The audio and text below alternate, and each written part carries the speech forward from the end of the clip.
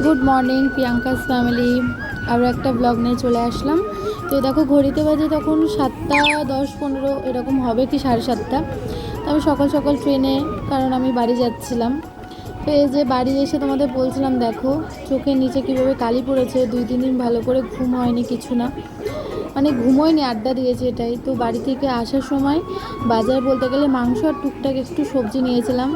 ভেবেছিলাম যে একদম গোটা সপ্তাহের বাজারটা করে আনবো, সেটাই করি বাড়ি থেকে আসার সময়, যেহেতু বাড়িতে থাকা হয় না কদিন। কিন্তু এত মেঘ করেছিল না, বৃষ্টিও শুরু হয়ে গেছিলো। আমরা ট্রেনে ওঠার পর থেকে বৃষ্টি হয়েছে, নামার পরেও বৃষ্টি হয়েছে। তো এই যে যাই হোক, এখানে ভেবেছিলাম মাছ নেবো, কিন্তু সত্যি কথা বলছি একটু চিকেন খেতে ইচ্ছা করছিলো বৃষ্টির জন্য। তো আমার বরকে আমি বলিনি কিছু যে আমাকে নিতে যাও, আমিই ভাবলাম যে থাক আমিই চলে যাই, মাংসটা নিয়ে ওকে সারপ্রাইজ দেবো। ও ভেবেছিলো যে আমি মাছ নিয়ে এসেছি, যাই হোক ও খুশি হয়ে গেছে। তো এখানে সব বাড়ি থেকে আসার পর এই দেখো চেঞ্জ করে একটু বসে একটু চা আর মুড়ি খেয়েছিলাম, ভীষণ খিদে লেগেছিলো। তারপর সমস্ত কাজ সেরে মেয়েকে খাইয়ে মেয়েকে ঘুমও পাড়িয়ে দিয়েছি। তো আমি দেখো রান্নাঘরে মাংস ম্যারিনেট করছিলাম, রান্নাও হয়ে গেছে। দেখো ঝিঙে চচ্চড়ি আর জাস্ট মাংস করেছিলাম, আর কিছু শেয়ার করতে পারিনি তোমাদের সাথে, বুঝতেই পারছো অনেক দেরি। ভাত খেয়েছি জানো কটার সময়? বিকাল 5টার সময়। মানে রান্না এই দেখো তখন দেখাচ্ছে 2:30 বাজে আমার রান্না হয়ে গেছিলো, কিন্তু আমি ভাতটা খেয়েছি 5টার সময়। এই যে স্নান করেছি 4:30টার সময়, তারপর স্নান করে বসেই আছি। ওর বাবা আসলো, তারপর হচ্ছে আমি আর ওর বাবা ভাত খেলাম। দেখো 4:30 সাড়ে 4টে বাজে, তখনও বসে আছে। ওর বাবা আসলো, ফ্রেশ হলো, খেতে খেতে 4:45-5টা। আর আমার মাম্মাকে তো খাই দিয়েছিলাম, ঘুম থেকে করে টিভি দেখছিল।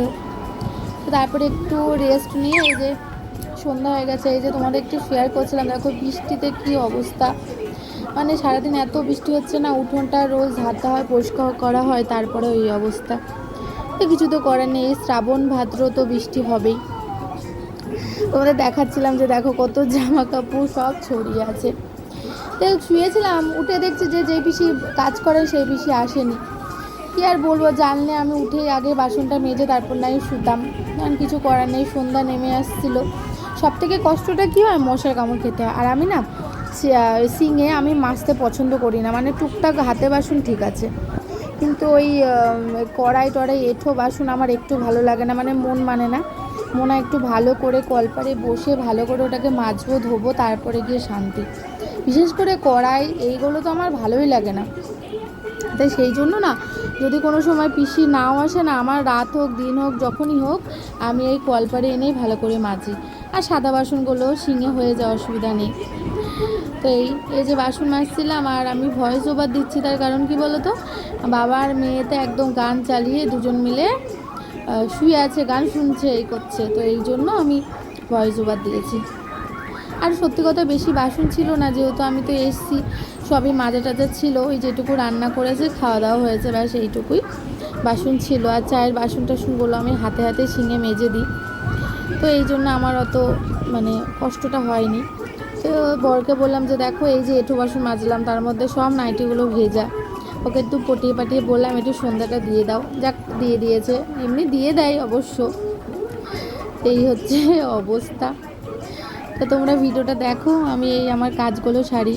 আর এই ভিডিওটা দেখো, দেখবে আমি আমার নিজেই বলছি, নজর না লাগুক, আমার বাড়িটা দেখতে কতটা ভালো লাগছে। সন্ধ্যা নেমে এসেছে, বাড়িতে আলো জ্বলছে, কী যে ভালো লাগছিলো দেখতে, কি বলবো। দেখো এখনই আসবে, দেখো মানে ছোট্টখাট্টো বাড়ি, এটা অনেকের কাছে এটা কিছুই না। তো যাই হোক, তো এই যে তারপরে একটু রেডি হয়েছিলাম মন্দিরে যাব, কিন্তু এই যে কপাল, মা না চাইলে হয় না, বলে না ওই।